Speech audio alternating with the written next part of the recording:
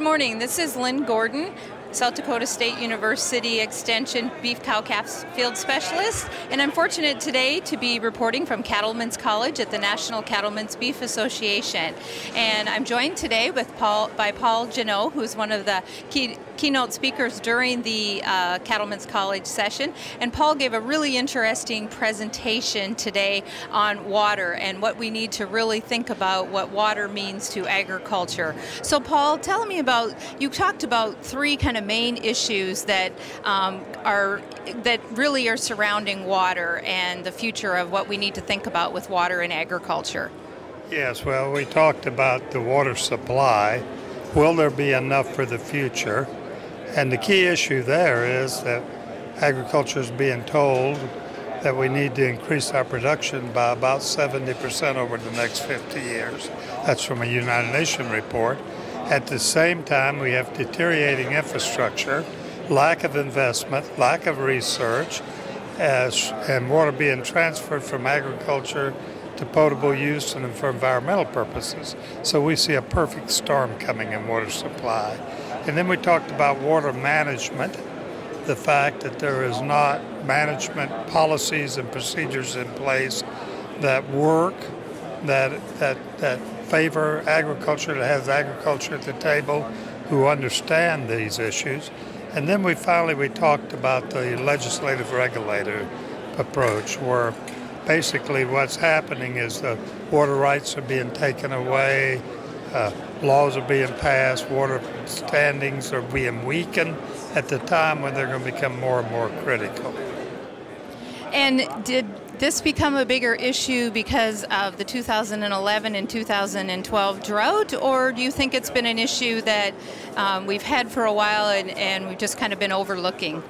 Well, I think water, the group from the King Ranch Institute and the group of ag producers that participate in developing this white paper, think water is the issue of the coming decade, if not decades.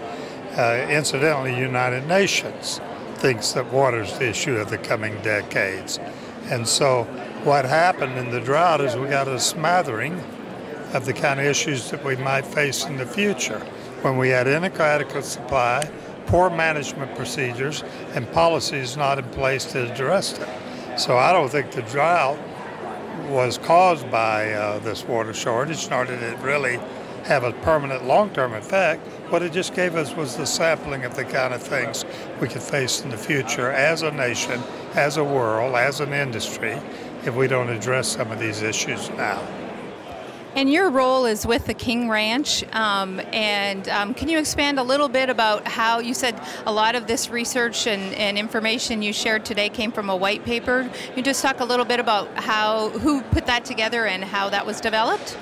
The King Ranch Institute of Ranch Management is part of the Texas A&M University system, and it was formed by a group of producers who felt the need to have people receive master's degrees in ranch management, and also to have a paper such as this developed by the industry. While it's within the university system, it is led by industry. Incidentally, the first director, Dr. Barry Dunn, was a South Dakota native. And so the industry, so I am a member of the Management Council. I work in industry, ranching, and farming, but the Management Council is a group of producers that leads the Institute, and they were the ones that brought this issue forward and decided that it should be emphasized, and thus the white paper. And since South Dakota was one of the states, as many of the other states, that suffered a drought this last year and the year before that further south in your area in Texas, what can producers, agriculture producers back in South Dakota do in regards to this issue that you've brought forward today? Yeah, well, obviously we can't do much about the drought. Someone else controls when it rains. But we can do more to anticipate situations like this and be prepared.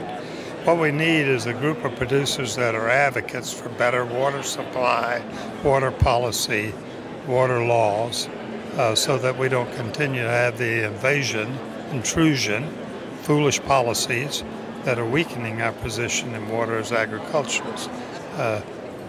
We need research into more drought-tolerant species. And the only people we have that carry that message, the only people, is the 1 or 2% of us that farm and ranch for a living. There's no one else that understands the message nor can carry it. So the purpose of the white paper is to give county farm bureaus, county cattlemen's associations, local cattlemen's groups, the tools and the information to carry that information to the regulators, to the policymakers, to become advocates for water so that their positions are protected in the future. So it sounds like the agriculture producers, such as those back in South Dakota, just getting educated on this issue, maybe getting a hold of the white paper, and then working with their county organizations that they're involved in will help just bring the issue to light and make sure future regulations, issues, and policies can hopefully help and benefit agriculture. That's exactly right, because if they don't carry the message, no one else in South Dakota will. And that white paper is available at the King Ranch Institute of Ranch Management, KRIRM website. And if you go to that website, punch in Google KRIRM, punch the website, that white paper will be the first thing up, and they can download it. All right, well, thank you very much for your time, Paul, and I know the people in your session really enjoyed hearing your view and the report from the white paper. Thank you very much.